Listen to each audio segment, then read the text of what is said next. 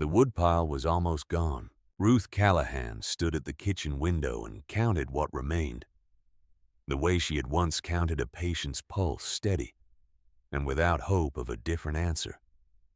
14 logs, maybe 15 if she included the split pieces stacked against the lower half of the barn wall, the ones that had gotten wet in November and still had not fully dried.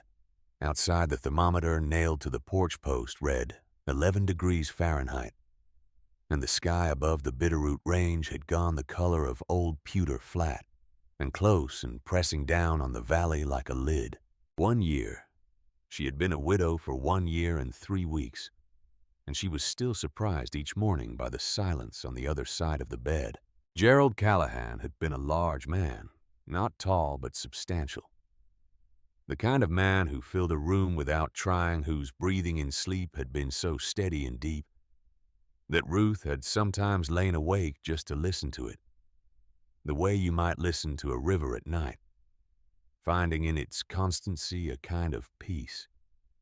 He had died of pneumonia in the second week of January, in the bed they had shared for 31 years, in the house he had built with his brother Warren, before the brothers stopped being the kind of men who could build things together.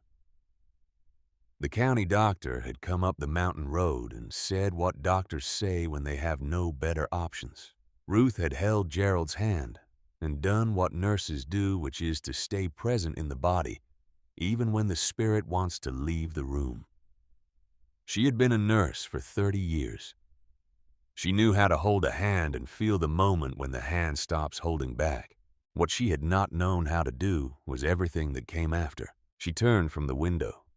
Behind her at the kitchen table, Cora Callahan sat with a sock stretched over a wooden darning egg, her needle moving in small, precise arcs. Cora was 82 years old and had been Gerald's mother before she became Ruth's, which was a distinction that had mattered once and no longer did. She had knuckles the size of small walnuts from 40 years of Montana winters, and she wore 2 pairs of wool socks, even inside the house, and had not complained about the cold once in the 12 months since Gerald died, which Ruth understood was its own kind of complaint. The road into the valley had been blocked since the 4th of December, not snowed, in which happened every winter and could be managed, but buried under a section of mountain that had decided to move. The avalanche had come down on the south-facing slope above the logging road at 3 in the morning, and Ruth had heard it from her bed, a sound like distant thunder that went on too long. By morning, when she had snowshoed out to look, there was nothing to see but a new hillside, where the road had been smooth and white and permanent. The Forest Service would come in the spring with equipment. Until then, the valley held its 2 remaining residents the way a fist holds something it is not ready to release. Her nearest neighbor was Silas Pruitt, 3 miles up the mountain, a man of 70 who ran a trap line and came down to trade venison and hides twice a season. Beyond that, there was no one until the town of Harlow, 14 miles away and entirely unreachable. Ruth had a battery-powered radio that received weather transmissions and a cell phone that received nothing at all in the valley, which she kept in a kitchen drawer, because holding it made her feel less alone, even when it was useless. There was no landline.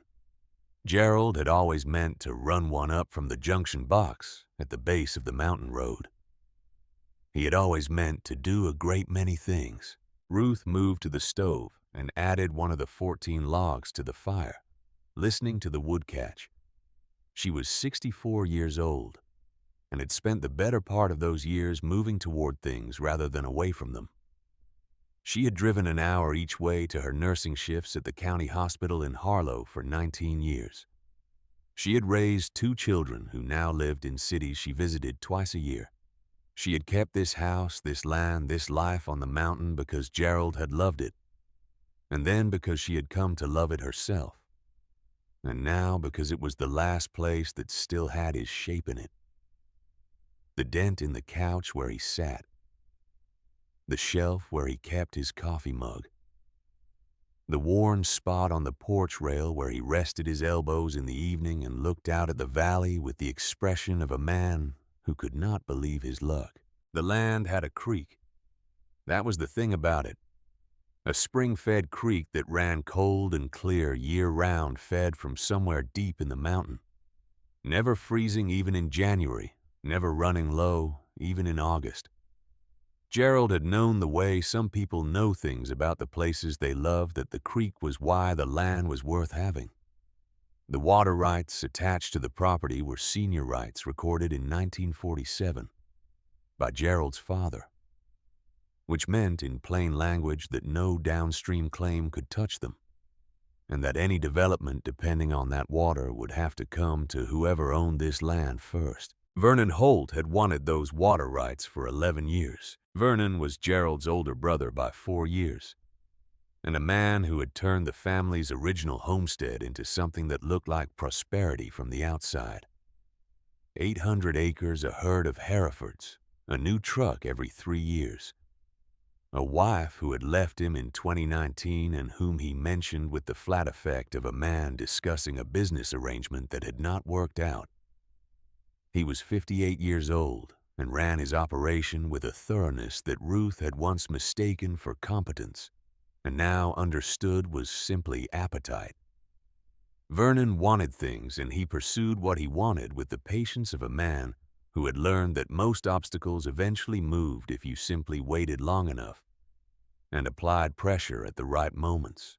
Gerald's death had been for Vernon the right moment. He had come to the house 3 days before the avalanche, which meant he had arrived when the road was still passable, which meant he had been watching the weather and had chosen his timing the way a man chooses when to swing an axe. He had knocked at the door at 2 in the afternoon when the light was already failing, and he had stood in the kitchen with his good wool coat and his clean boots and the expression of a man performing concern, and he had told Ruth that he was worried about her.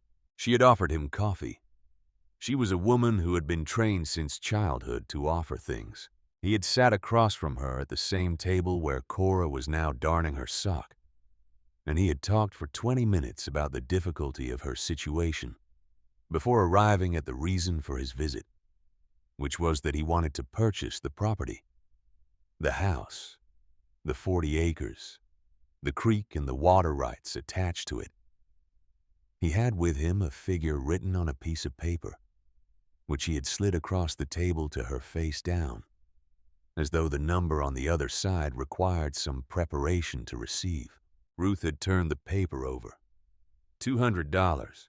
She had looked at the number for a long time. She had looked at it the way you look at something that requires your brain to recalibrate, because what you are seeing does not match what you expected to see. $200 was less than she spent on groceries in a month. It was less than the property tax bill she had paid in September. It was, she knew with the cold clarity of a woman who had spent 3 decades dealing in numbers that mattered about 1/100th of what the water rights alone were worth to any developer with a project in the valley. This is a kindness, Vernon had said, not a business proposition.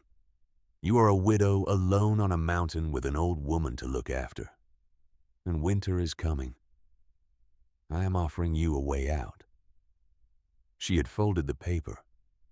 She had told him no. He had nodded slowly the way men nod when they have expected a refusal and find it confirms rather than surprises them. He had told her that the storm coming down from Canada was the worst in 40 years according to the Weather Service. He had told her that his lawyer in Harlow had reviewed Gerald's estate and found some irregularities in the debt structure that would need to be addressed in spring. He had told her he would be in touch. Then he had put on his good coat and gone back out to his truck and driven down the mountain road before it closed. 2 days later, the mountain had come down on the road. Ruth did not think this was a coincidence. Vernon Holt was a man who watched things carefully. She sat down now at the kitchen table across from Cora and did not pick up anything to do with her hands, which was unusual. Ruth was a woman who was always doing something with her hands. 30 years of nursing had made her this way. When there was nothing useful to do, you did the next useful thing, and when there was no next useful thing, you prepared for the one after that.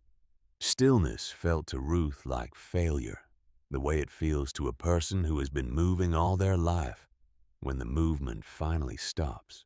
But tonight she sat still and her hands lay flat on the table, and she looked at nothing in particular. Cora looked up from her darning. She did not say anything. She was a woman who understood the difference between a silence that wanted to be broken and one that needed to be held. After a while, Ruth got up and went to the small desk in the corner of the living room where she kept the household papers. She took out a sheet of paper and a pen. She sat down at the desk. She stared at the blank sheet for a long time. The paper stayed blank. She was thinking about what a letter to Vernon would look like, what the words would feel like in her mouth. The relief of it, which was what she kept returning to, the simple animal relief of not having to wake up tomorrow and face another day of counting logs and watching the sky and calculating how many weeks were left before the road might open. She was 64 years old, and she was tired in a way she had not been tired before. A tiredness that was not in her muscles but somewhere deeper, somewhere that sleep did not reach. She picked up the pen. She held it above the paper. She did not write anything. What came to her instead was Gerald's voice, not a memory exactly, but something closer to a presence the way the dead sometimes return, not in visions but in the sudden certainty of what they would say if they could speak. Gerald had stood on this porch 100 times in the evenings, his elbows on that worn rail looking out at the valley in the fading light. And he had said it enough times that it had become a kind of prayer. A thing you said when the beauty of a place was too large for ordinary language. This land is keeping something. I do not know what it is yet. Ruth set down the pen. She sat for another few minutes in the dim room with Gerald's words in her chest, feeling them the way you feel a cold that has not gone cold. Then she folded the blank sheet of paper, put it back in the desk drawer, and went to bed. She did not sleep for a long time, but eventually she slept. In the morning, the sky was the color of bone, and the temperature had dropped another 4 degrees in the night. Ruth built up the fire with 2 of the remaining logs and stood over it longer than was practical, warming her hands while the kitchen slowly came up to a temperature that could be called livable. Cora appeared in her doorway, already dressed, already wearing both pairs of socks, and looked at the fire, and then at Ruth, and then at the woodpile through the window. She did not say what they were both thinking. She went to the stove and put on water for coffee. They ate in the way they had been eating since November, which was carefully. Oatmeal with dried fruit from the mason jars lined up in the pantry. Half a piece of toast each. The eggs from the 4 hens that had survived the winter were rationed to every other morning. Ruth ate without tasting. She was doing the math she always did now, the calculations that had replaced the ordinary thoughts of ordinary mornings. 14 logs. No, 13 now. Estimated days until the road might be cleared, which depended on weather, which was unpredictable. Estimated days of food remaining at current consumption. Estimated temperature drop if they went without heat for any significant period. The math did not resolve to anything hopeful. After breakfast, Ruth put on her layers, long underwear, wool pants, a flannel shirt, a heavy sweater, the insulated canvas work coat she had bought in Harlow 3 years ago, that was starting to show wear at the elbows. She pulled on her wool hat, her insulated gloves. She picked up the hand axe from beside the back door. Cora watched this process from her chair. Ruth said, "I'm going up to the north face. There may be standing dead timber near the ridge. I saw it from the porch last spring, but I never went up to check." Cora looked at her. Then she looked at the window. The north face of the mountain rose steeply behind the property, a slope of granite and lodgepole pine that Ruth had climbed dozens of times in summer and almost never in winter. Her knees, Cora said. Ruth looked at her. Cora said, "My knees will not manage that slope today." Ruth nodded. She had known this before she said it. She had said it anyway because the alternative was to say nothing, and saying nothing felt like admitting that there was no plan. "I will be back before dark," Ruth said. "Keep the fire going at low, one log at a time." She went out the back door before Cora could say anything else. The cold outside the house was a different animal from the cold inside it. Inside the cold was a presence, something that could be managed, pushed back with wool and fire. Outside it was the environment itself, total and indifferent, the natural state of things. Ruth's breath came out in thick clouds that dispersed immediately in the dry air. Her boots crunched on the packed snow. Above her the mountain rose in its winter silence, the pines dark against the pale sky, the granite faces of the upper ridge showing through where the wind had scoured the snow away. She had been a nurse. She was practical about her body and its capabilities. She knew that a 64-year-old woman climbing a mountain slope in winter with an axe was not a heroic undertaking, but a necessary one, and that the difference between necessary and reckless was preparation. She had her emergency kit in the canvas bag on her back. Water matches a small foil emergency blanket, a length of parachute cord, a folding knife. She had told Cora where she was going. These were the habits of a lifetime in rural medicine. She climbed. The slope behind the house rose gradually for the first quarter-mile before tilting up more sharply toward the ridge. In summer, this was 40 minutes of pleasant walking. In winter, with 2 feet of packed snow, it was something else. Ruth moved methodically, testing each step, using the axe handle as a staff where the angle steepened. Her thighs burned. Her breathing came hard and steady. She found a rhythm and held it. The timber on the lower slope was all living pine, tall and dark and useless for the axe. She had known this. She had been hoping for the dead stands she had seen from below in May-gray trunks, without bark, already seasoned by sun and wind. She pushed up toward where she had seen them, her boots punching through the top crust of snow with each step. She found nothing. The dead timber, she remembered, was not there, or was buried or had been taken down by the wind at some point in the summer, and was now under the snow somewhere invisible and unreachable. She stood at the edge of a granite outcrop and looked out over the valley below her chest, heaving the cold air burning in her lungs. And she allowed herself to feel for exactly 1 minute the full weight of where she was. 64 years old, alone on a mountain in a winter that was not finished with 13 logs and a $200 insult, and a road that would not open until April. She allowed herself to feel it. Then she exhaled, watched the cloud of her breath dissolve into the pale air, and turned to look for another way. The rock face of the ridge ran east to west along the upper edge of the property, a wall of gray granite that had always marked the boundary of the land Gerald loved. In summer, Ruth had sometimes walked along its base, following the line of the rock in the cool shadow, finding in it the particular pleasure of a thing that had been there for longer than human understanding could reach. She moved that way now, following the base of the cliff more out of habit than intention, letting her feet find the path, because her mind had no better suggestion. The wind had dropped. The valley below was silent. She could hear her own breathing and the occasional tick of a pine branch releasing snow somewhere above her. She was not thinking about the story Cora had told her. She was thinking about the math of 13 logs and a road that would not open until April, and about the blank piece of paper on the desk, and about what Gerald's voice had sounded like when he said this. Land is keeping something, the particular quality of certainty in it.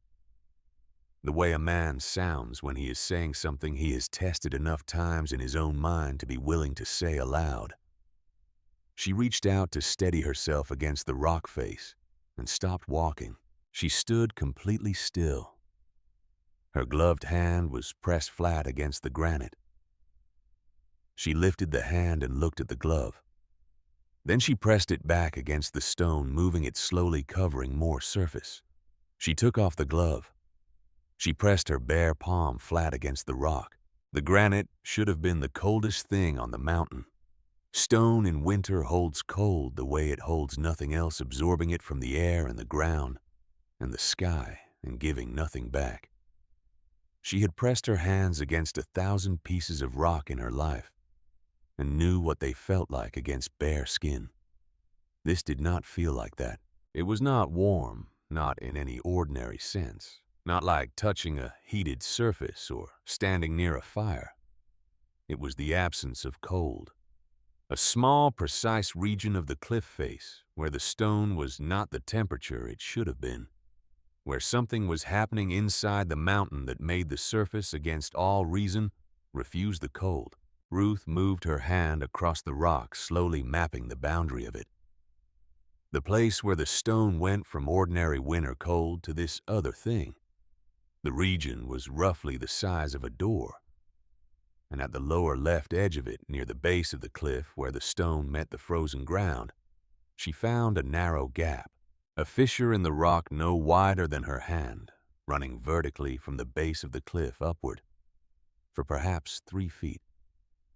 From this gap, so faint she would have missed it if she had not been standing still and paying attention, in the way that 30 years of nursing had trained her. To pay attention, there came a current of air. It was not cold air. Ruth crouched down and brought her face close to the fissure and felt the current on her cheek. She closed her eyes. The air that came from the gap smelled of deep stone, of dry earth, of something old and mineral and dark. Not the air of the surface world. The air of somewhere else. Somewhere that the winter had not reached. She sat back on her heels and looked at the rock face for a long time. She thought about what Cora had told her the night before. The story Cora's grandmother had passed down from her own grandmother from the winter of 1918, when the cold had come down from Canada and stayed for 3 months. And the people in the valley had begun to lose things, cattle first, then children, then hope. A man had followed a fox into the high rocks one day and had found a place in the mountain where the air was not cold, where the stone itself was breathing something warmer than the world outside. The people had thought it was magic. The man had known it was the earth keeping something alive. Ruth had listened to this story the way she listened to most old stories, with the respectful attention of a practical person who does not want to be rude about something that is not provable. She had thought kindly and privately that grief did this to old women sometimes, made them reach for the stories that had comforted their grandmothers, found in the old words a warmth that the present could not offer. She had not thought about the story again after that. Until now. She stood up slowly. She looked up the cliff face, following the line of the fissure where it ran upward through the stone. Above the gap, she could see that the rock was cracked in several places. Old cracks that had been there since before any living person's memory. The result of 1,000 freeze-thaw cycles, working on the stone over centuries. From one of these higher cracks, she noticed a thin trace of moisture on the rock face, a streak of dampness in an otherwise dry stone wall. Not ice, damp, as though the rock had been breathing something wet and warm from the inside. Ruth took a step back and looked at the full face of the cliff. She was a nurse. She was not a geologist, not a naturalist, not a person trained to understand what she was seeing. But she was a woman who had spent 64 years paying careful attention to things. And what she was seeing was a mountain that was warmer on the inside than the air outside it, and a gap at its base that was both narrow enough to be missed and wide enough, if made wider, to become something else. She put her glove back on. She looked at the fissure for another long moment. then looked at the valley below, then at the sky to the north where the clouds had thickened during the time she had been on the mountain, and were now the specific shade of blue-gray that the old-timers in Harlow called a hard sky, which meant a sky that was about to become something worse than clouds. The storm that Vernon Holt had mentioned. The worst in 40 years. Ruth picked up the axe and turned back down the mountain. She moved faster than she had coming up, not quite running her feet. Finding the packed snow by instinct. Her mind already ahead of her body, already in the kitchen, already looking at Cora across the table. She went through the back door without stopping to knock the snow off her boots, which she never did, which told Cora everything before Ruth said a word. Cora looked up from her chair. Ruth crossed the kitchen in 3 strides and crouched down in front of Cora's chair and looked at the old woman's face. Cora's expression did not change, but her eyes, which were still Gerald's eyes, in the way that certain things persist through generations, sharpened in the way of a woman who has been waiting for something without knowing what it was. Ruth said the story your grandmother told you. The man who followed the fox. The place in the mountain where the air was warm. Cora was still. I need you to tell it to me again, Ruth said. Every detail. Everything you remember. The wind had begun to rise outside. Ruth could hear it finding the corners of the house, testing the eaves, beginning its long work. The fire in the stove popped once, and the last of the daylight moved against the kitchen window like something being folded away. Cora set down her darning. She looked at Ruth for a moment with those sharp, familiar eyes. Then she said, "Sit down." Ruth sat. Cora began to speak. She spoke slowly the way old women speak when they are drawing from a deep place, when the words must be brought up carefully, so that nothing important is lost in the bringing. She spoke about her grandmother, a woman named Ida, who had lived to 93 and had kept her mind until the end, which Cora considered both a blessing and a duty, the duty being to remember the things worth remembering and to pass them on to the people who needed them. The winter of 1918, Cora said, was not just cold. It was a different kind of cold. A cold that came with intention, that seemed to know which things mattered, and went for them first. The creek in the valley froze for the first time in living memory. 3 families lost their livestock in the first 2 weeks. A family named Hartley lost a child. People began to talk about leaving, which in those years and in that place was a kind of death sentence of its own, because leaving meant admitting that the land had won. Ida's father was a man called August, and August was the kind of man who did not accept the premise that the land was something to be defeated, or to which one could lose. He understood the land as something alive, something with its own systems and purposes.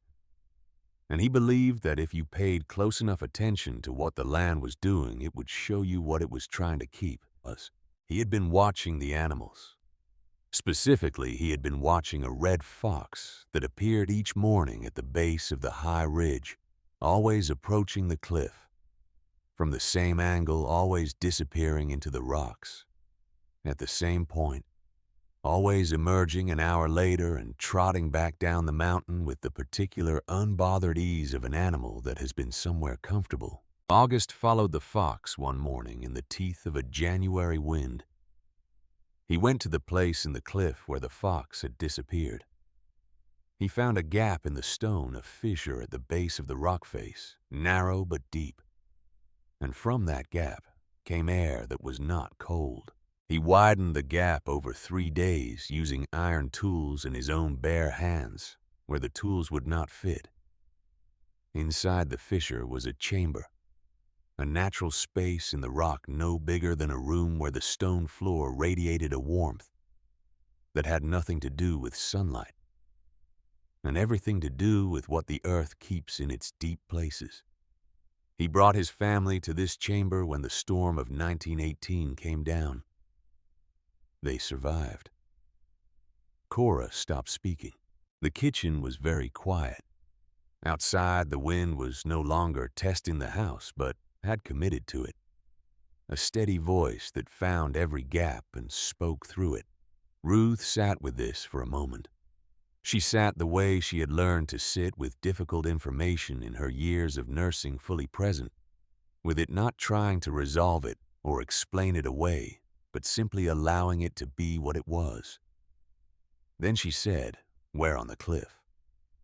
Cora looked at her. "Base of the rock face," Ruth said. "East side. Where the stone runs in a long line and the granite face goes up about 30 feet before the ridge proper. There is a fissure there, vertical, low near the ground. Air comes out of it, warm air." Cora did not speak for a long moment. Then she said, "You found it." Ruth looked at her. "Gerald used to walk that ridge," Cora said quietly. "He walked it every summer for 30 years. He always came back saying the same thing.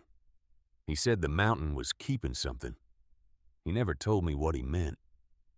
I thought he was being poetic." The wind outside reached a new register, something past ordinary, and into the language of weather that demands to be taken seriously. The stove popped again. Ruth stood up and added another log, her last concession to normal routine, and then she put on her coat again, which she had not yet taken off. Cora watched her. "Tomorrow morning," Ruth said. "First light. We go up together as far as your knees will allow, and then we see what we can do." Cora looked at the window at the sky that was fully dark now, with something more than night. "How long?" she said. "Before it hits." Ruth looked at the weather radio on the counter, which she had turned on when she came inside and which was cycling through its loop in the flat mechanical voice of a system that delivered information without apology. She had been listening to it while Cora spoke. She had heard the numbers. "By tomorrow evening," she said. Cora picked up her darning again. Her needle resumed its small, precise arcs. Her hands did not shake. "Then we had better sleep," she said.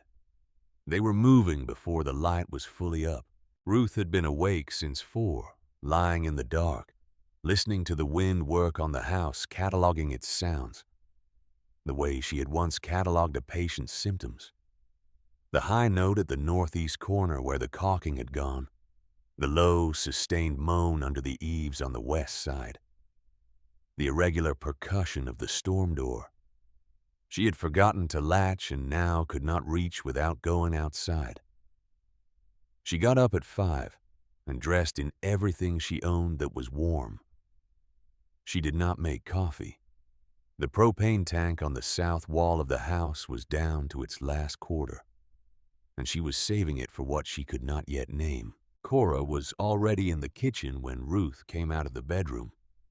She was sitting in her chair with both coats on and her hat on her head, and her hands folded in her lap, the posture of a woman who has decided something and is waiting for the decision to be acted upon.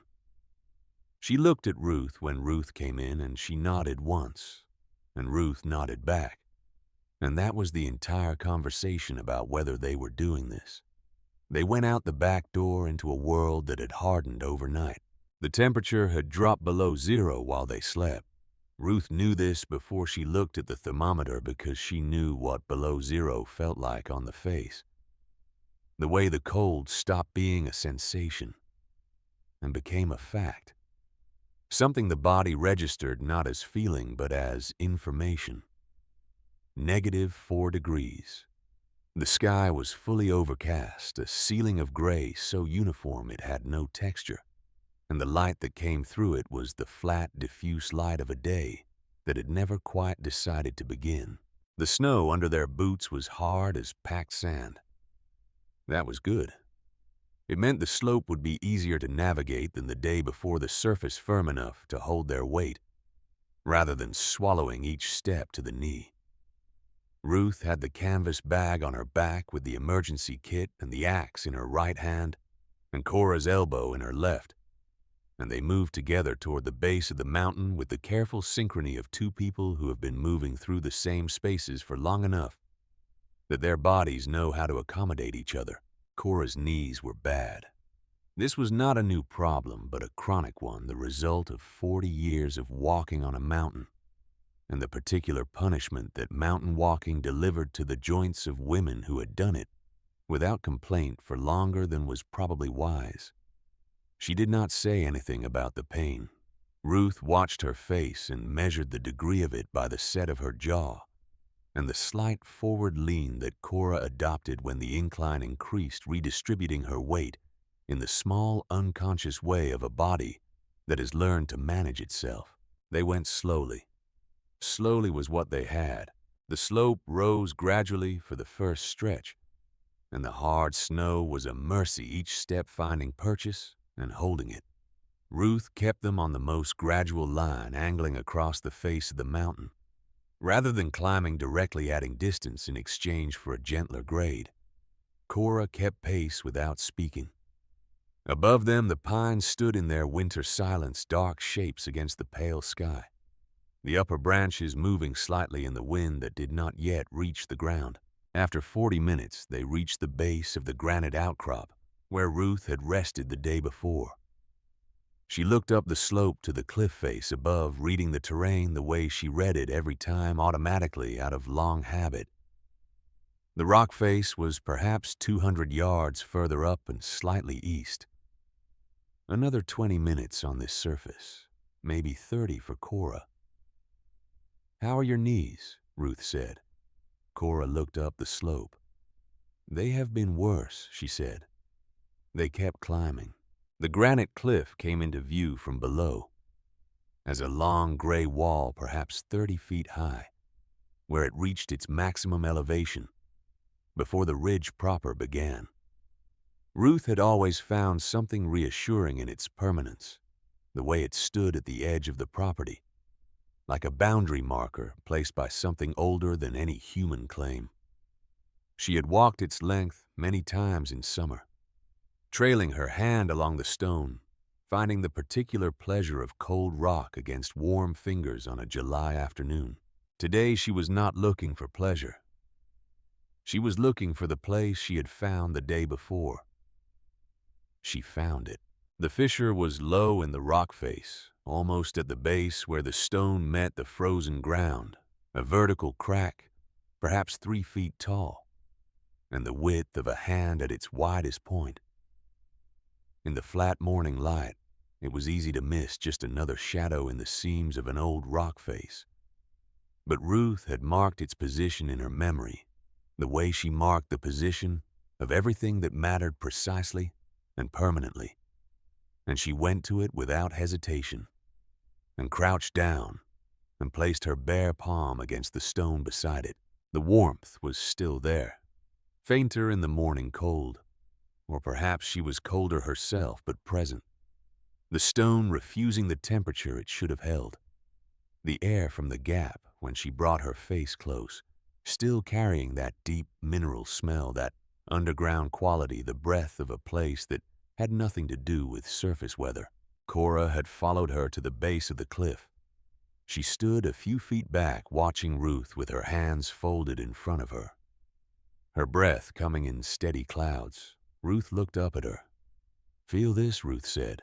Cora stepped forward and pressed her gloved hand against the rock beside Ruth's bare one. She held it there for a long moment. Her face did not change, but something in it settled the way a face settles when it has been waiting a long time for confirmation of something it already believed. "August found it from below," Cora said. "He said the opening was small enough that you could walk past it 100 times and never see it." Ruth stood up and looked at the fissure and then at the ground around it. The debris of decades had accumulated at the base of the cliff. Loose rock fallen from above wind-driven soil, frozen into the lower cracks, roots from the scrubby brush that grew along the cliff face, pushing into every available gap. The opening itself was partially choked with this debris, a century of accumulation narrowing what had once been wider. She took the axe from her hand and turned it so the flat back faced the rock, and she began to work. She worked the way she had worked at everything in her life, which was methodically and without drama. She cleared the loose debris first, pulling away frozen soil and small rocks by hand, exposing the lower edge of the fissure, feeling along it with her fingers for the depth of it. The crack ran straight and deep. Not a surface fracture, but a genuine separation in the stone. The kind that geologists would have a word for that Ruth did not know. She used the axe handle as a lever against the larger rocks wedged into the lower opening, working them loose with steady pressure. And when the handle was not enough, she used her hands. Cora sat on a flat rock nearby. Her job, she had said when they started, was to remember. She had been the memory of this enterprise from the beginning, the keeper of the story that had made this possible. And now she served that function by simply being present, by holding in her 82-year-old body the thread that connected this morning to the winter of 1918 and to the woman named Ida, who had kept a story alive across 4 generations, because she had understood that the right story told to the right person at the right time was worth more than any amount of practical preparation. Ruth had been working for perhaps an hour when she heard the footsteps. She straightened and turned and saw Silas Pruitt coming down the slope above her, picking his way through the snow with the careful, unhurried gait of a man who had been moving on this mountain in winter for 50 years. He was 70 years old and built like a man who had spent those years outdoors compact and weathered his face under the brim of his hat, the deep reddish brown of long sun exposure. Even in winter, he carried a rifle across his back and a canvas pack at his hip. And when he saw Ruth standing at the base of the cliff with an axe in her hand and Cora sitting on a rock nearby, his face went through several expressions in quick succession and settled on the one that Ruth recognized as the expression people wore when they had decided someone needed to be saved from themselves. He stopped 10 feet away. He looked at the half-cleared fissure in the rock. He looked at the axe in Ruth's hand. He looked at the sky, which had darkened perceptibly in the last hour, the ceiling lowering the quality of the light, shifting towards something that had weight in it. He said, "What in the name of God are you doing?" Ruth said, "What it looks like." He studied the fissure. He looked at Cora. He looked back at Ruth with the expression of a man revising his initial assessment and not finding the revision more reassuring. He said that storm is coming down tonight, maybe sooner. You need to be inside a real structure, Ruth, not playing in a rock pile on the side of a mountain. My cabin is 3 miles up, but it is tight and warm, and I have enough wood laid in for 2 weeks. Ruth looked at him. She said, "Thank you, Silas." He waited. She turned back to the fissure and resumed working. She heard him exhale behind her, a long, controlled breath, the sound of a man who had made a reasonable offer and watched it refused, and was now recalibrating what it meant to be responsible for people who did not want to be responsible for. He said, "I cannot make you come with me." "No," Ruth said. "You cannot." There was a silence. Then she heard him moving, not leaving, but coming closer, and she felt him crouch down beside her and look into the fissure. He held his bare hand near the opening. She saw the moment he felt the warmth, the small, involuntary stillness that crossed his body. He did not say anything for a moment. Then he said, "What is that?" Ruth said, "The mountain breathing." He sat with this for a moment. Then he straightened and unslung his pack and opened it. He set beside Ruth on the frozen ground a cloth-wrapped parcel that was heavy and dense venison by the smell of it, smoked and dried. Beside it he placed a small tin of rendered lard and a folded bundle of dry matches in a waterproof case. He said, "For your journey, then." He said it the way people say things when they mean something else by it, when the words are carrying more weight than their surface suggests. He meant it as a provision for dying for the journey that came after. Ruth understood this and did not argue with it. He looked at Cora, who had been sitting on her rock throughout this exchange, with the particular stillness of a woman who has seen enough of the world that other people's doubt no longer requires her attention. "Cora," he said. "Silas," she said, as though they were passing each other at a church social. He shook his head once, a small, private gesture, and then he shouldered his rifle and turned and walked back up the mountain. Ruth watched him go, his figure moving steadily through the snow, until the angle of the slope took him out of sight. She felt the small, familiar sting of being left, which was different from being alone and which she had felt before in her life. And then she turned back to the fissure and kept working. The morning deepened toward noon. The sky continued its slow descent. The temperature had not risen with the daylight, as it sometimes did, which Ruth noted and filed without comment. She worked steadily, stopping every 20 minutes to flex her fingers back to full sensation, to take a few sips of water from the thermos she had brought, to check on Cora, who had moved from the rock to a position closer to the cliff where she could watch the work more directly. The fissure was widening. This was not a matter of breaking rock, which Ruth could not have done with a hand axe, but of clearing what had accumulated in the gap over decades, the compacted debris that had narrowed an original opening into something barely passable. The stone itself, once cleared, was honest about its dimensions. The vertical crack was wider than the surface debris had suggested.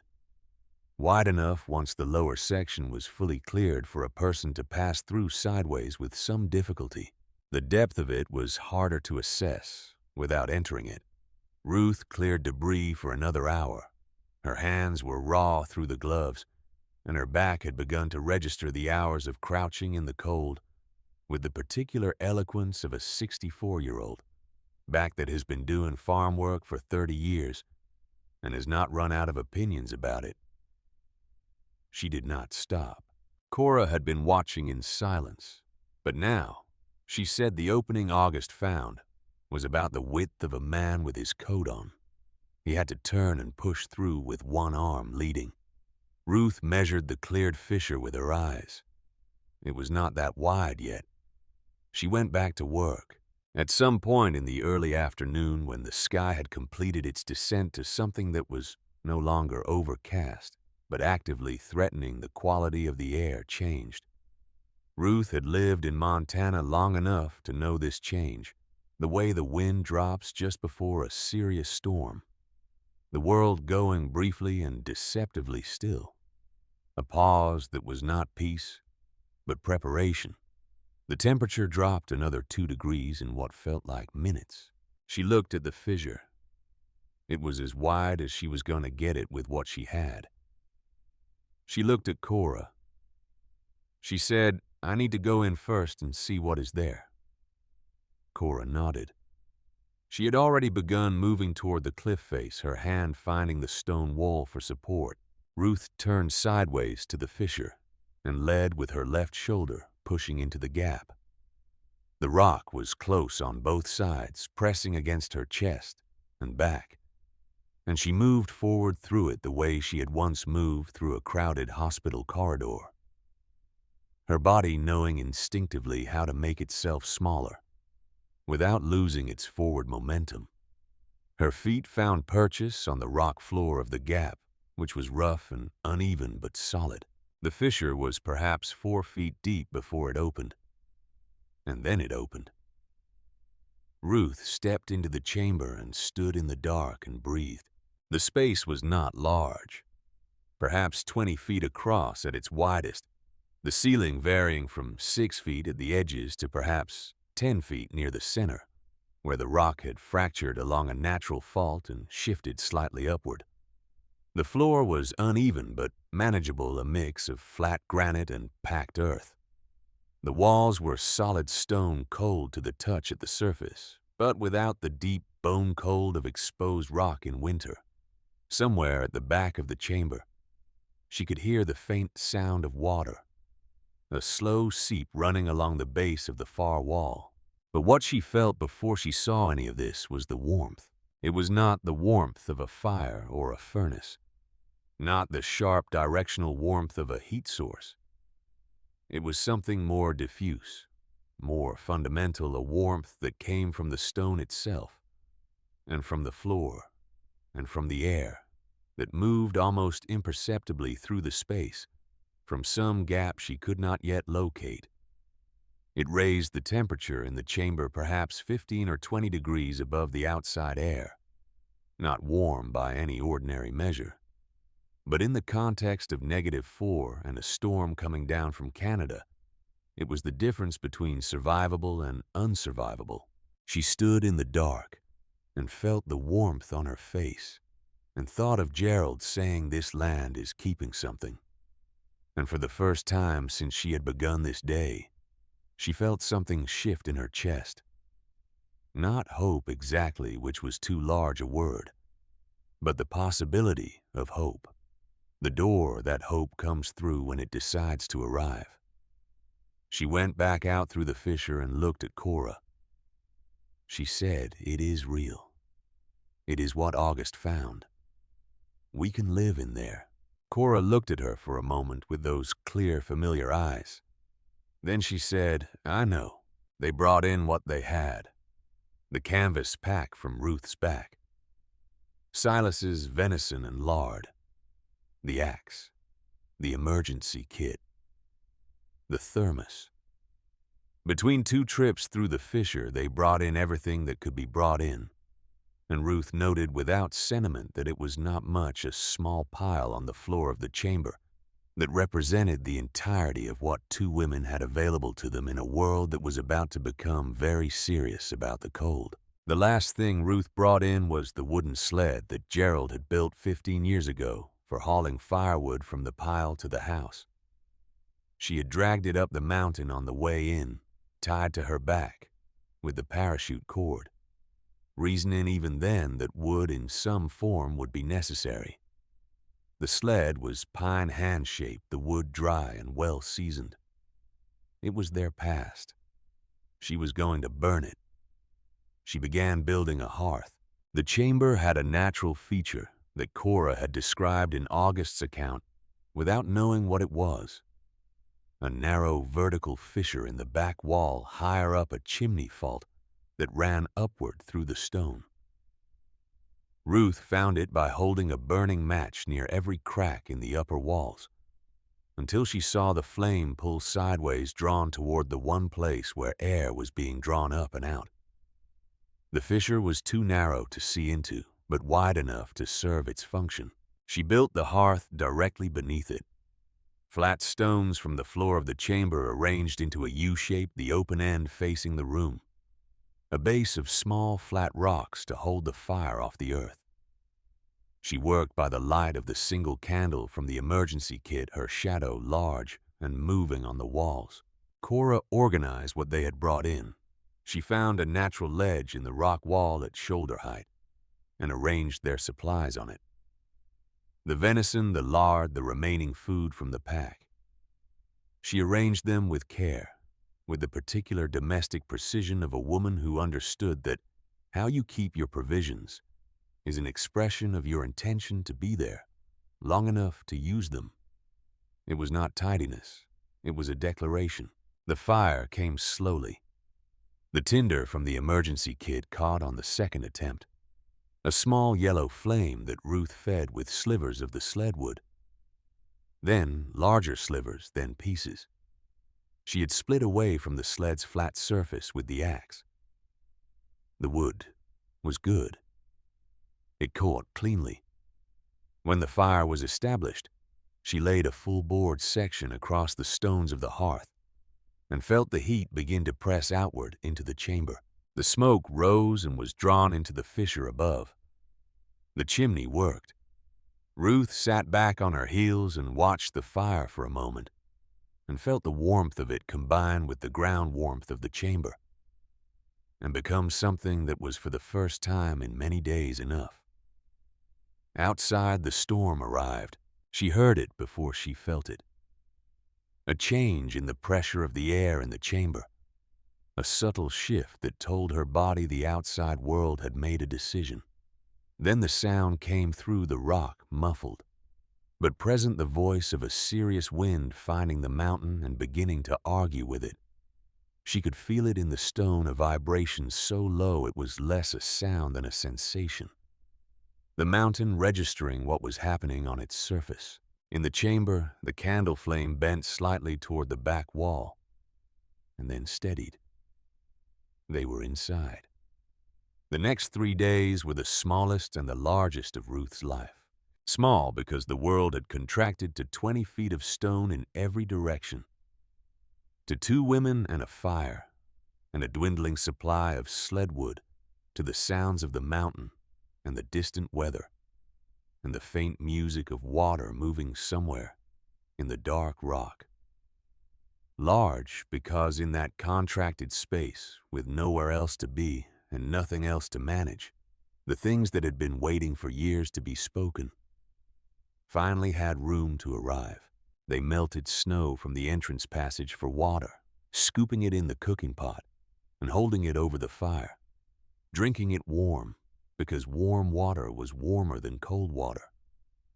And every calorie of warmth was a resource to be used.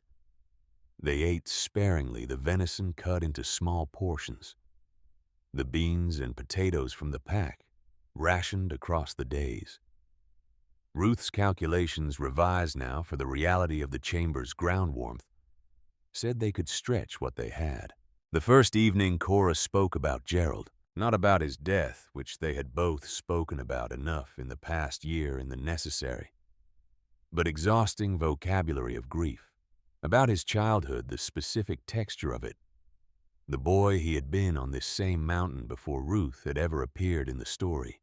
She spoke about a boy who spent hours alone at the base of the granite ridge, pressing his hands against the stone, who told his mother when he was 12 years old that the mountain was listening to him, and who never stopped believing this, even when he grew into a man. And the world told him in various ways that grown men did not speak like that. Ruth listened and understood for the first time what he had meant. Not metaphor, not poetry.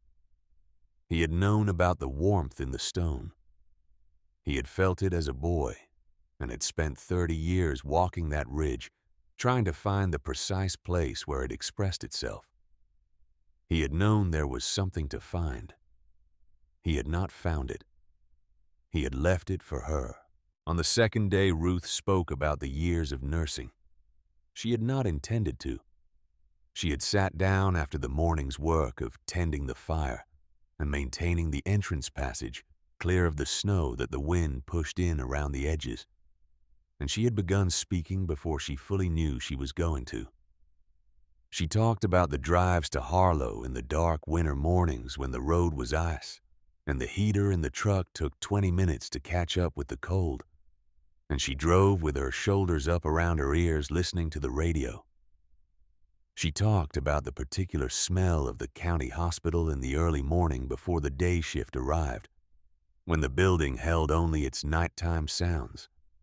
She talked about Gerald at home managing without her, feeding himself and the animals in the house and never complaining about the hours she kept. She talked about the things she had not been present for because she was present somewhere else. A birthday, a fence line that needed walking, the evening conversations that she understood now in the firelit silence of the mountain had been the real sustenance of their life together. The ordinary exchanges that accumulate into something worth more than the sum of their parts. She talked about coming home to find him already asleep, his large, steady breathing filling the bedroom, and standing in the doorway listening to it. The way she listened to rivers, Cora did not offer consolation or resolution. She sat with what Ruth said and held it in the same way that good nurses hold what patients tell them, not to fix it or interpret it, but simply to witness it. This was Cora's particular gift. Ruth had not fully understood this until now. On the second night, when the fire was low and they were lying under their blankets on the earthen bed they had made against the south wall. Ruth said into the dark, "I almost wrote to Vernon." Cora was quiet. "I sat at the desk the night he came." Ruth said, "I had the pen. I had the paper. I almost did it." Cora said, "I know." Ruth said, "How did you know?" "Because I almost told you to," Cora said. "I almost said, 'Take the money, it is not worth your life.' But I thought about what Gerald believed about this land, and I could not make myself say it." They lay in the dark, listening to the mountain carrying the storm on its surface, feeling the warmth from the stone beneath them. Ruth said he knew about the warmth. "Yes," Cora said. "He spent 30 years looking for it." "Yes." "And he never found it," Ruth said. Cora was quiet for a moment. Then she said, "He found you. He brought you here. He knew you would look where he had not thought to look. I believe that. I believed it the night you came in and told me to tell you the story again." Ruth lay in the dark with this. On the third morning, she was tending the fire, when her hand went into the bag for another piece of wood and found beneath the last boards of the sled something she had not put there. A tin box. It was the size of a hardcover book, the kind of tin that had once held crackers or tea with a lid that fit tightly enough that it had not rusted despite its age. Someone had wrapped it additionally in oilcloth tied with kitchen twine and placed it in the bottom of the canvas bag under the wood. Gerald's bag. She had taken it from the hook by the back door the morning they left. She had not examined its contents. She had grabbed it because it was the largest bag available, and she had needed to carry things. She sat down on the stone floor with the tin box in her lap. Her hands were not steady as she undid the twine and peeled back the oilcloth. The lid required pressure to open the seal firm with time and careful closing. She worked it free and looked inside. Papers, a folded envelope, a small notebook. And beneath these official documents, the kind with county seals and typed text, and signatures at the bottom. She took out the folded envelope first. It was addressed in Gerald's handwriting, which she would have recognized anywhere, the particular forward lean of it, the way he crossed his lowercase t with a short, deliberate stroke. He had written her name on it. Just her name, the way he had written it on birthday cards and notes left on the kitchen table, the way he had written it on everything he had ever addressed to her in 31 years of being her husband. Ruth. She held the envelope for a long time without opening it. Then she opened it. The note inside was short.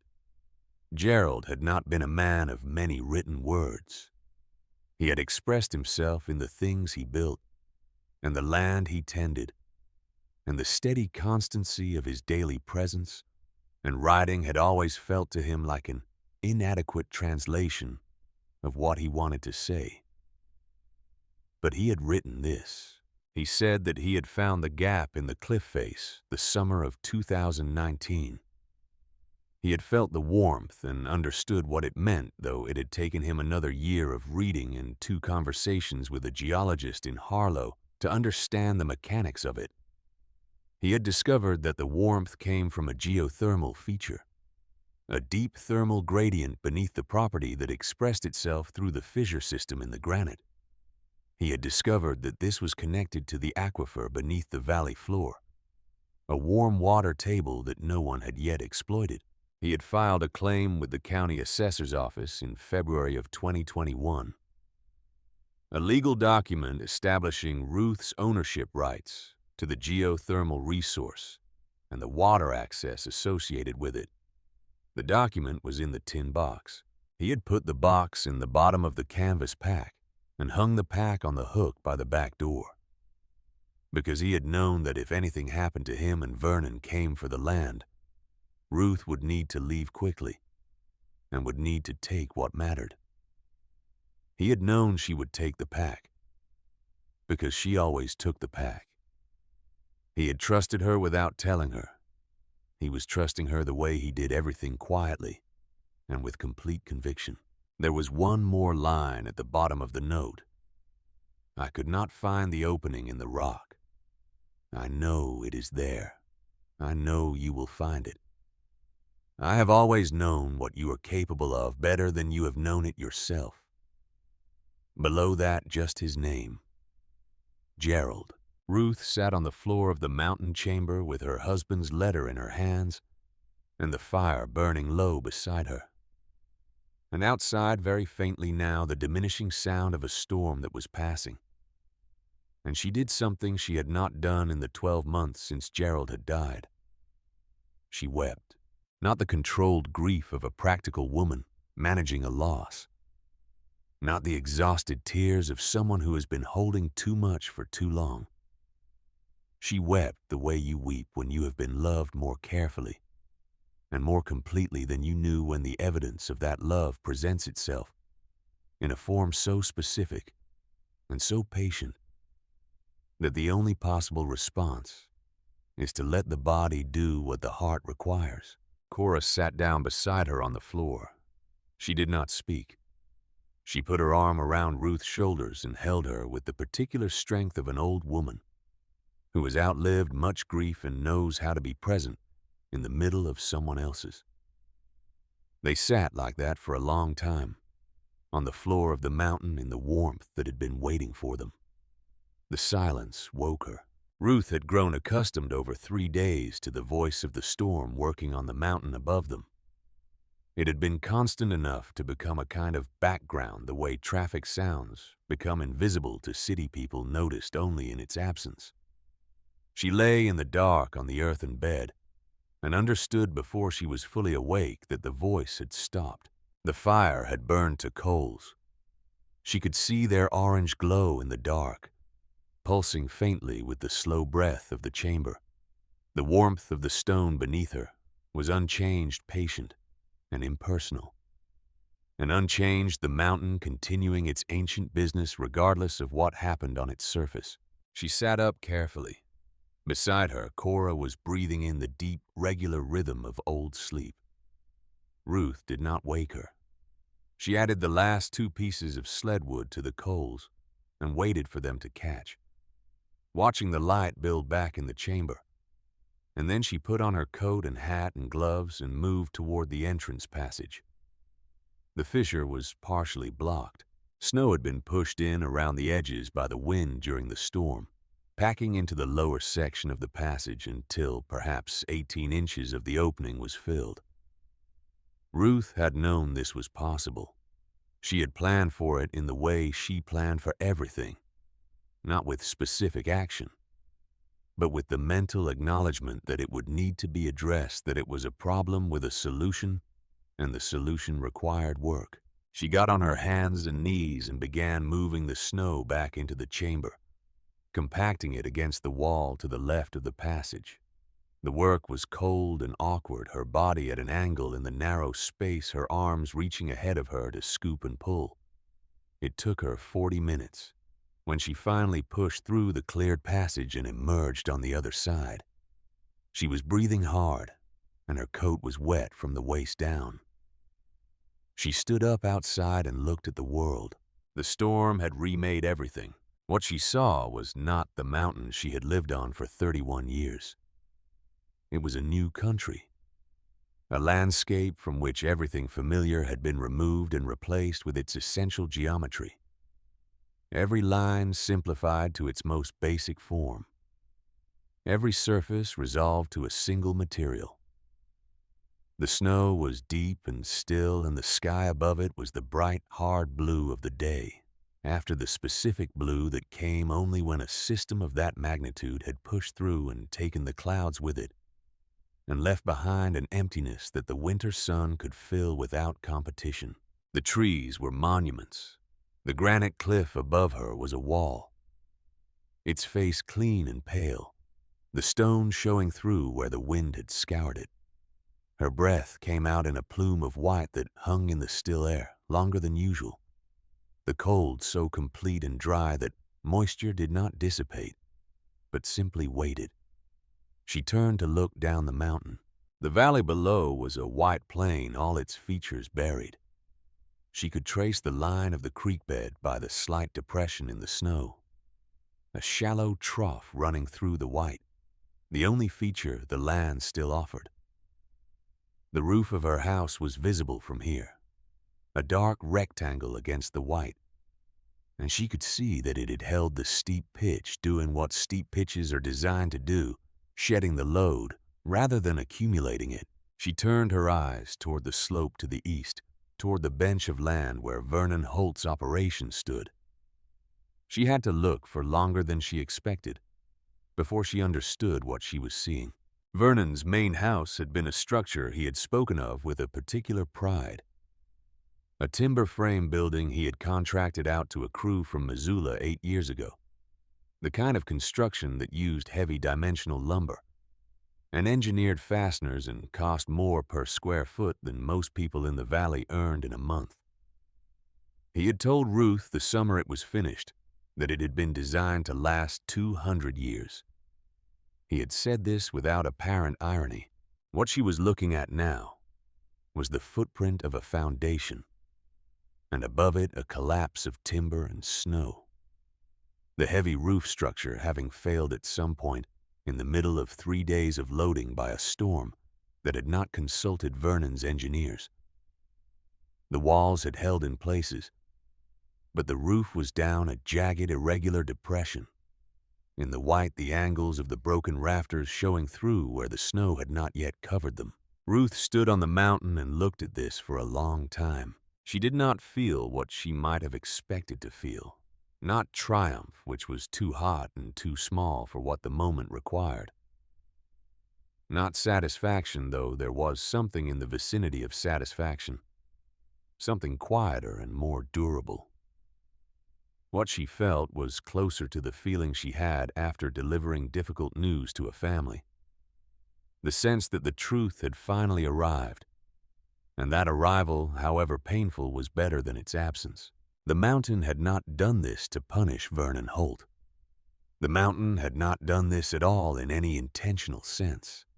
The storm had loaded the roof beyond its capacity, and the roof had failed, which was the honest mechanical consequence of a structure that had been designed to impress rather than to endure. Vernon had confused the appearance of strength with the thing itself. This was not a new error. It was one of the oldest errors available to human beings. She went back inside for Cora. Cora came out through the fissure with less difficulty than Ruth had anticipated, her knees registering the passage with a tightness in her face that was not complaint but simply the body's honest report.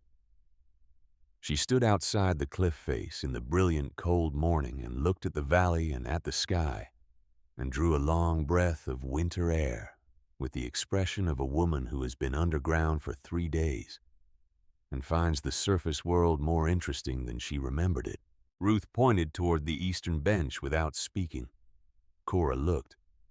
She was quiet for a moment. Then she said, "His father built the original house on that property with his own hands in 1951. Vernon tore it down and built that thing." She looked a moment longer.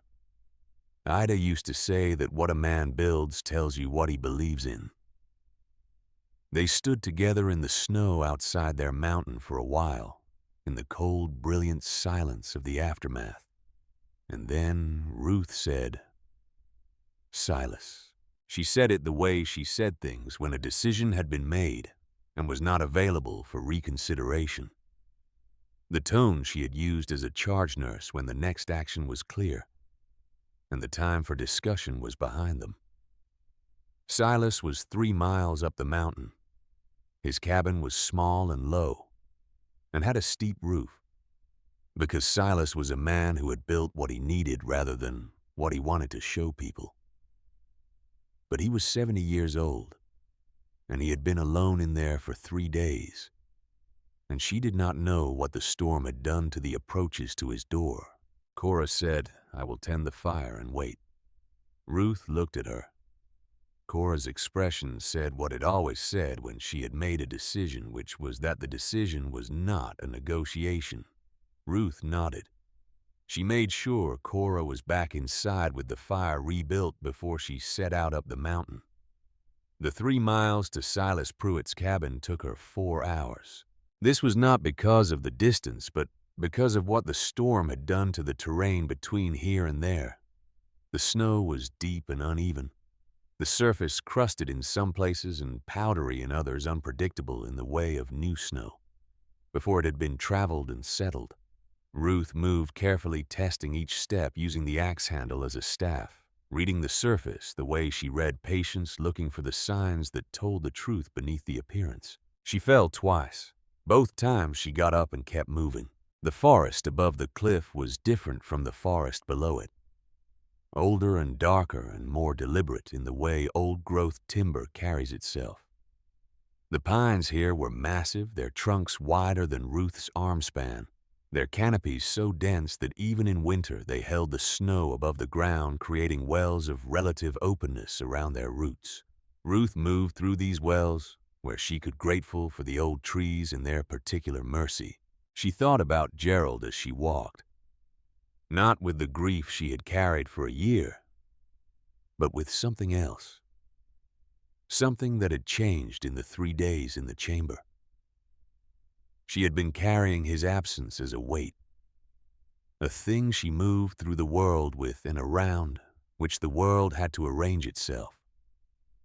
What she was carrying now felt different.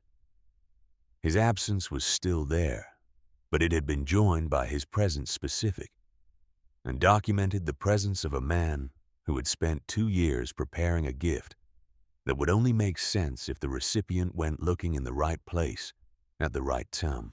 He had trusted her to go looking. She was going to have to figure out what to do with a trust that large. Silas Pruitt's cabin appeared through the trees as a dark shape against the snow, its lines lower and more horizontal than she had remembered, which meant the snow was deep against its walls. The steep metal roof had done its work, the snow sliding cleanly off the pitch and accumulating in 2 long ridges on either side of the structure, rather than loading the roof itself. The cabin was sound, but against the front door where the snow from the roof had slid and been supplemented by the drifting of 3 days of serious wind, there was a wall of packed snow, perhaps 5 feet high and perhaps 8 feet wide, solid and dense, the kind of accumulation that did not yield to a single person pushing from the inside. Ruth stood and looked at this wall for a moment. She could hear nothing from inside the cabin. No sound of movement, no voice. The stovepipe above the roof showed a thin thread of smoke, which meant the fire was alive, which meant Silas was alive, which meant she had 4 hours of hard walking behind her. For a reason. She started digging. She did not have a shovel. She had the axe in her hands and the parachute cord, and 30 years of improvising with available materials. She used the flat of the axe blade as a scoop, working the packed snow loose and throwing it to the side, and where the axe was too wide for the angle, she used her gloved hands.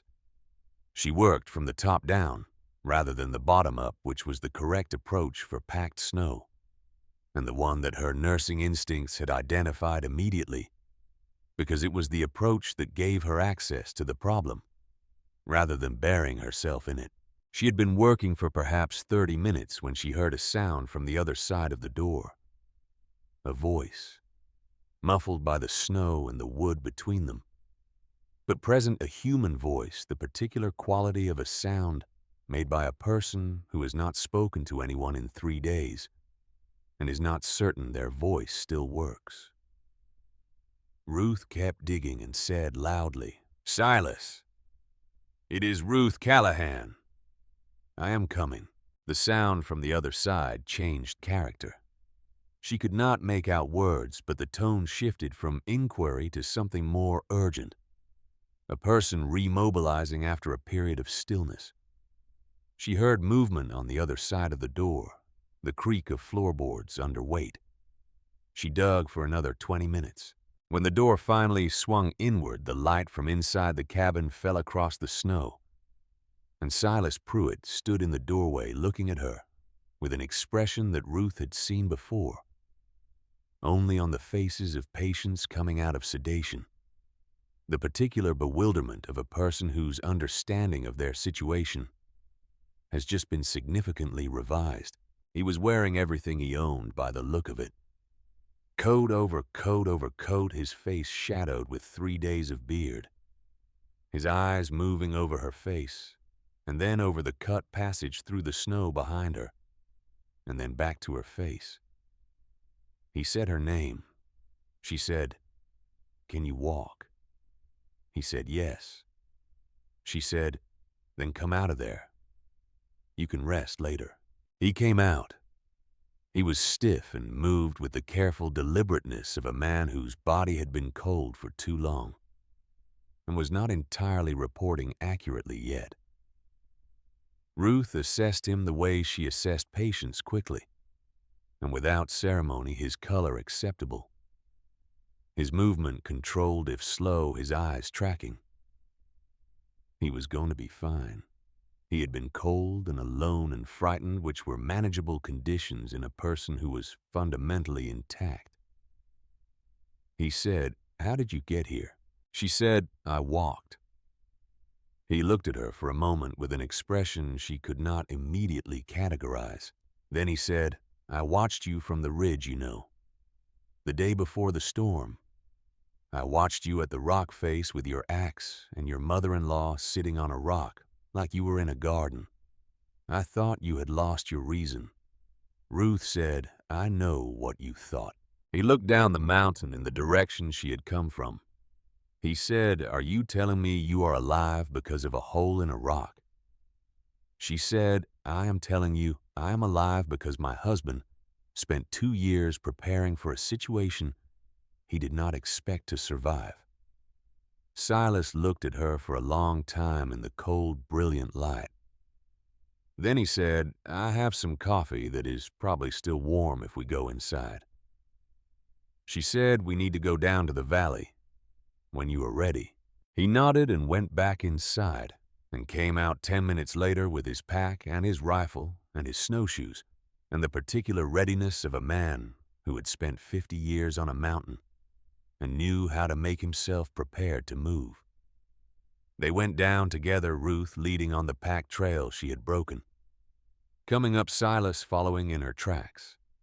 He was better on snowshoes than she was in boots, and after the first mile he moved up beside her, and they went the rest of the way side by side, which felt correct, which felt like what it was, 2 people who had been given a second chance at the same time and were making use of it together. Cora had the fire built up and water boiling when they came in through the fissure. She looked at Silas with the expression she reserved for things she had expected, and found exactly where she had expected to find them. She handed him a cup of hot water with some dried venison dissolved in it, which was not coffee but was hot and salty and was precisely what a man who had been cold for 3 days needed. He drank it without comment and sat near the fire and looked around at the chamber with the careful attention of a man who is revising his understanding of things. He said, "August Weaver." Cora looked at him. He said, "I heard that story when I was young.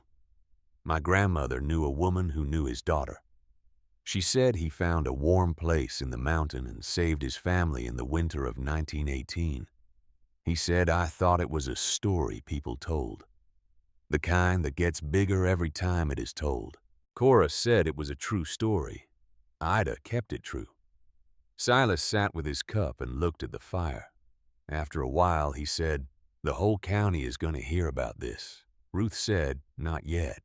She said it quietly, but with the particular weight she could put into 2 words when she needed them to carry more than 2 words could usually manage, and Silas looked at her and nodded. There was something she needed to do first. They stayed in the chamber 2 more nights, the 3 of them, while the snow settled and the surface hardened, and the route down to the valley became passable.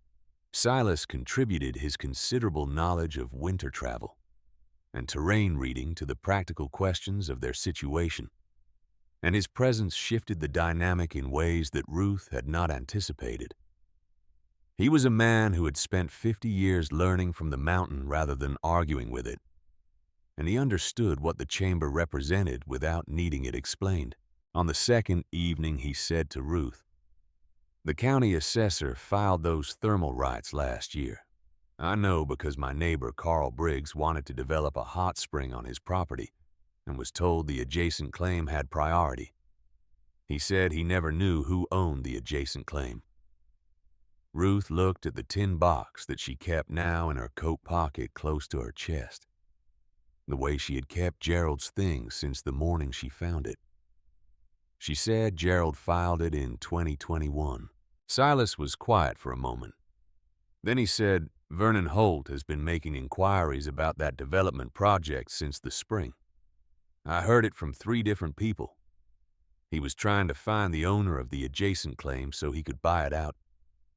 Ruth said he already knew who owned it. Silas looked at her. She said he has been trying to get this land for 11 years. He came to me the week before the avalanche with a number written on a piece of paper. She paused. $200. Silas said nothing for a moment. Then he said a geothermal development in this valley with senior water rights attached would be worth several $1,000,000 to the right investor. Ruth looked at the fire. She said Gerald knew. She thought about the note in the box, the specificity of the instructions, the oilcloth wrapping the placement, in the one bag she would certainly take if she had to leave quickly, the deliberateness of a man who had understood that the information he carried would need to survive his absence, and who had engineered its survival with the same patient thoroughness he brought to everything he built. He had known Vernon would come for the land. He had known Ruth would need evidence that the land was worth keeping. He had known, with the particular faith of a man who had lived beside his wife for 31 years, that she would do whatever was necessary to keep what was theirs. What she had not understood until she stood in the chamber with his letter in her hands was that he had also known she might not feel that it was worth keeping. He had known the exhaustion that waited for her on the other side of his death.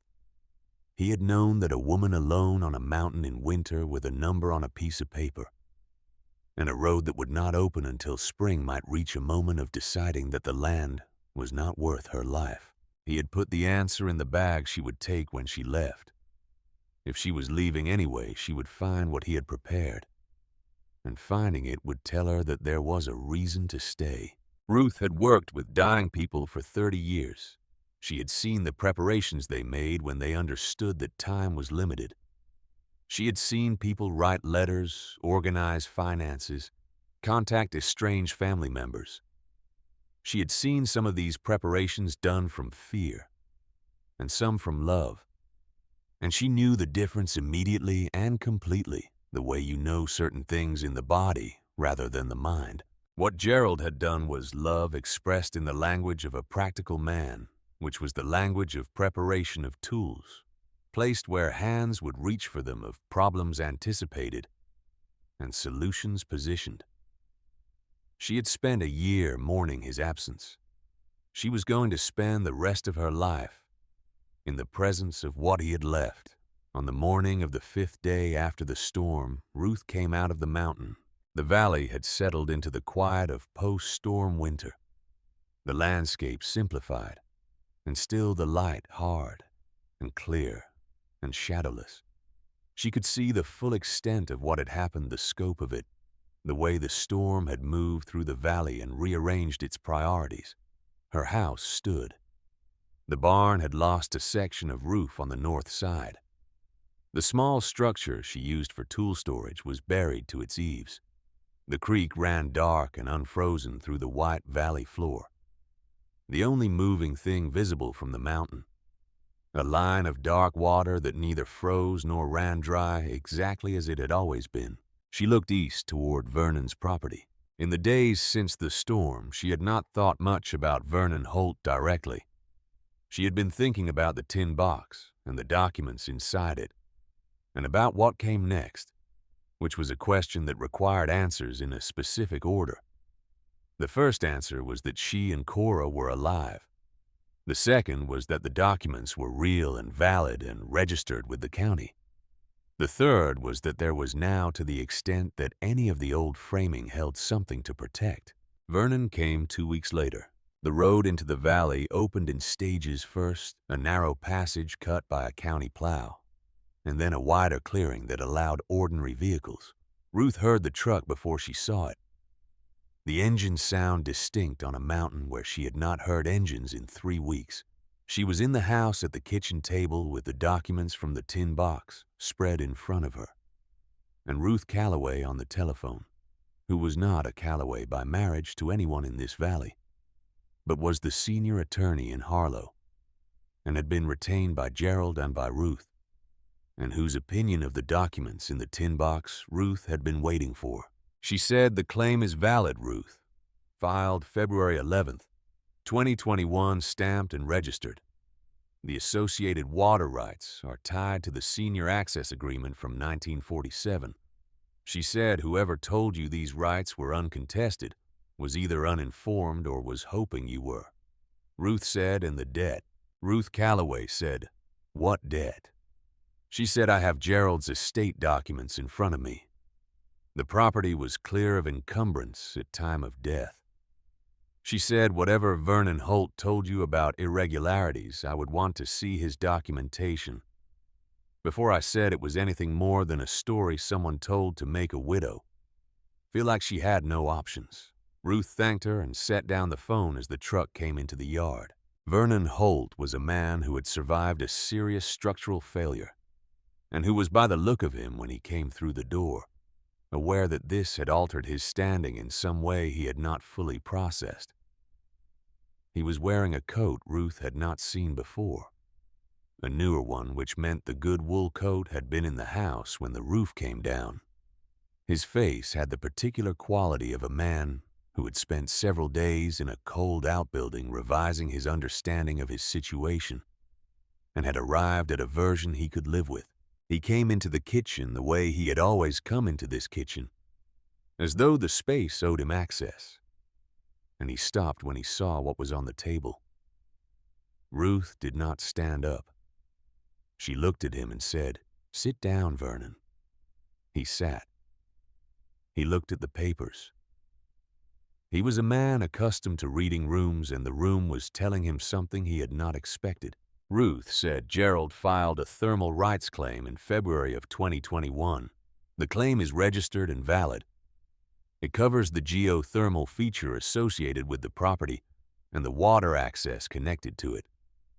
She said he did this because he knew what the resource was worth, and because he knew that you knew, and because he understood that the right thing to do was to make sure the ownership was on record before anything happened that might create confusion about who owned what. She placed the registered document on the table facing him. She said the development project you have been discussing with investors in Missoula since March will require access to this resource. She said, "I have been in touch with Ruth Calloway in Harlow, who represents this estate, and she is prepared to discuss the terms of any development conversation at the appropriate time." She let him look at the document for a moment. Then she said, "The debt you mentioned when you came here in December. The irregularities in the estate." She said Ruth Calloway has reviewed the estate documents and found no unresolved encumbrance. She said, "I would like to see your documentation." Vernon looked at the registered claim. He looked at the document from Ruth Calloway. He looked at the tin box sitting on the table beside Ruth's elbow, which she had placed there deliberately, which she had polished with a kitchen cloth before he arrived, which she wanted him to see. He said, "Where did you find that?" Ruth said, "Gerald left it for me." Vernon was quiet for a long moment. The kitchen was very still. Outside through the window, the valley lay in its white winter quiet, the creek running dark and clear through the snow. He said, "The house is gone." Ruth said, "I know." He looked at the table for a moment, and she saw something cross his face that was not the expression she had seen on him before, not the calculation and the performance, but something older and smaller, something that might have been in him before he became what he had become. He said, "I am staying in the equipment barn. It is not fit for winter." Ruth looked at him. She was a nurse. This was both the simplest and the most complicated thing she knew about herself. It was the organizing fact of how she moved through the world.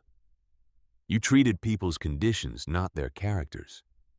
You addressed what was in front of you, not what had come before it. She said, "There is a spare room in this house. It is cold and it has not been used in a year, but there is a bed in it.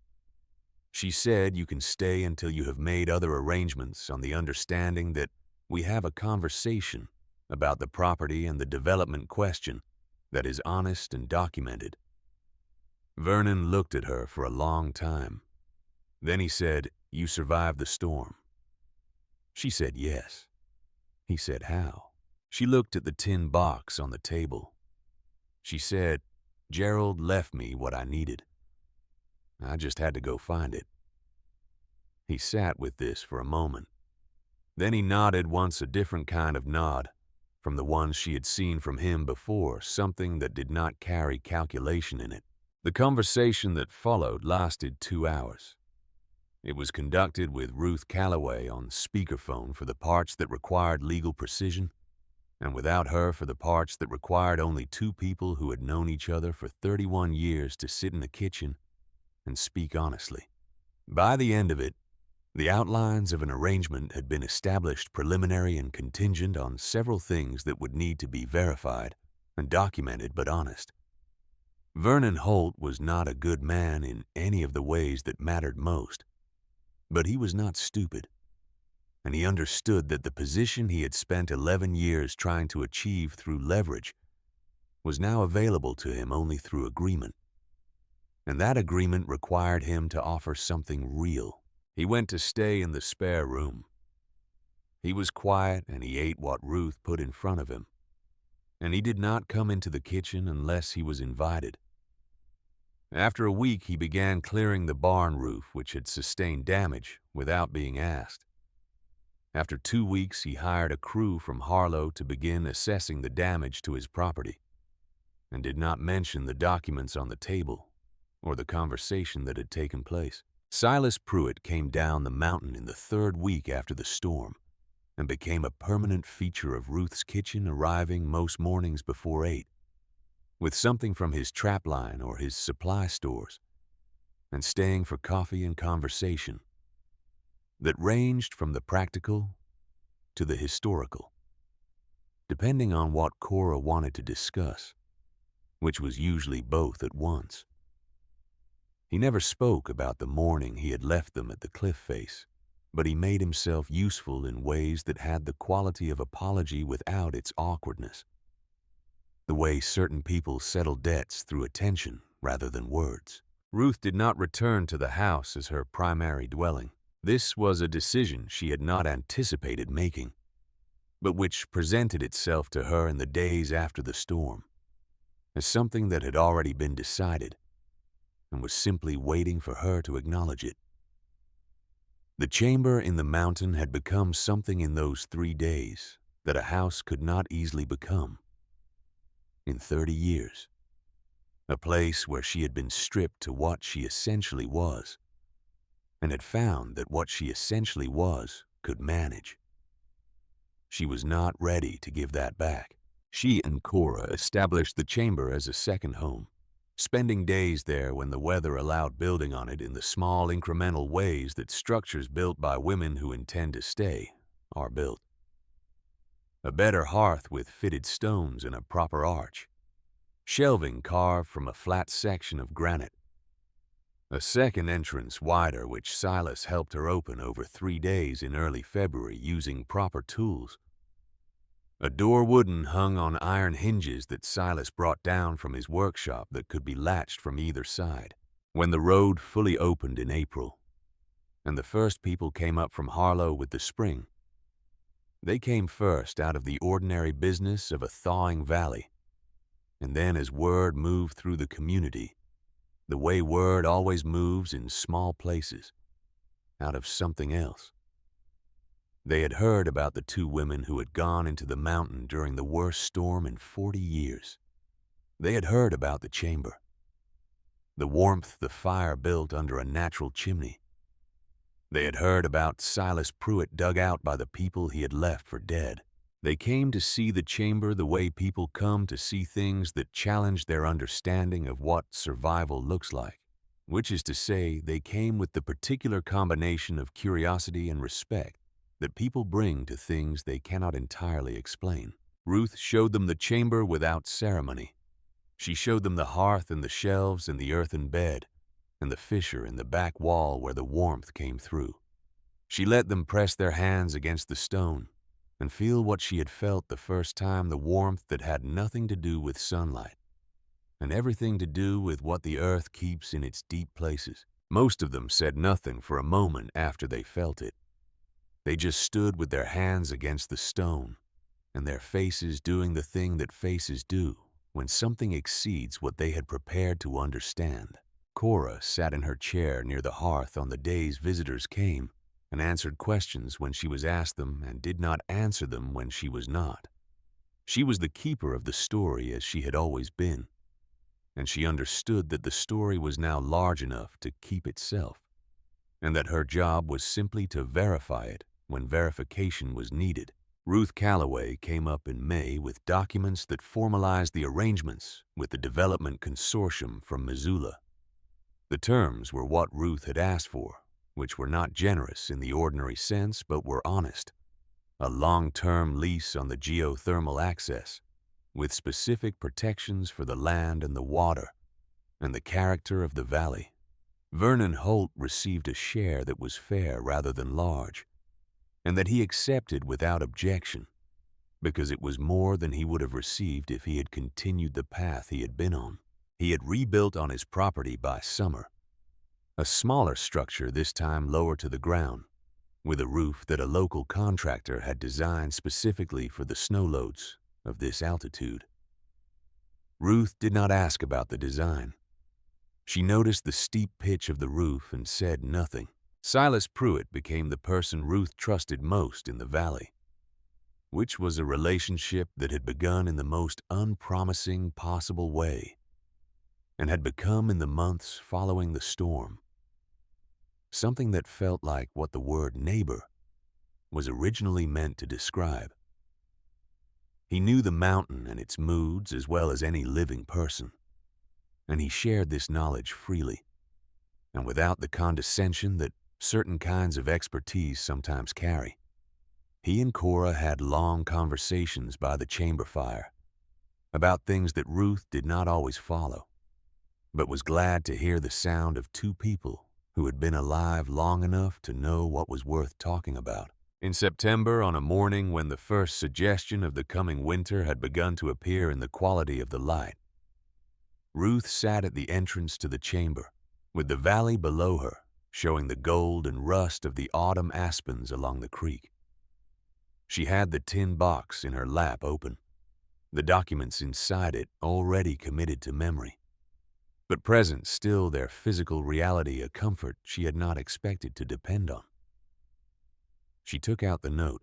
She had read it more times than she could count, in the way you read things that say exactly what they need to say and nothing more, finding in the repetition, not redundancy but depth, something different in the words each time, depending on what you brought to them.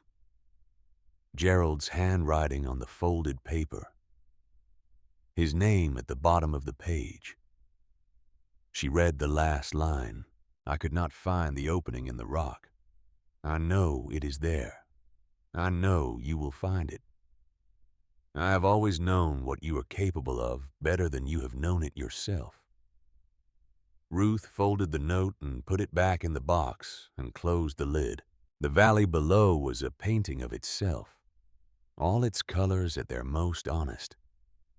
The way living things go honest in the weeks before the cold. The creek ran its dark line through the middle of it, unfrozen and clear and permanent.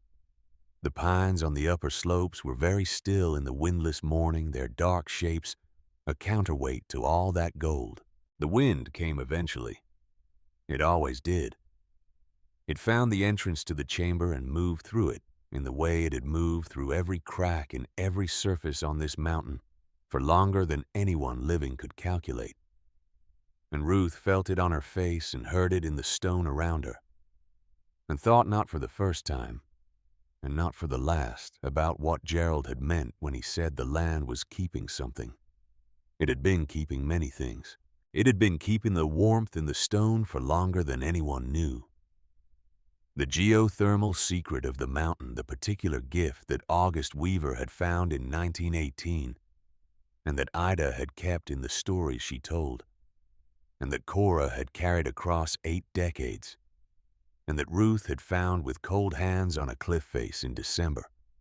It had been keeping the documents in the tin box, faithful and dry in the oilcloth wrapping, waiting for the hands that would know what to do with them. It had been keeping the shape of the man who had walked this ridge for 30 years, and believed in it when the evidence for belief was thin. Ruth sat at the entrance to her mountain in the September light and felt the warmth behind her, and the cold season coming ahead, and the particular exact quality of being exactly where she was supposed to be, which she had not felt in a year, and which she understood now.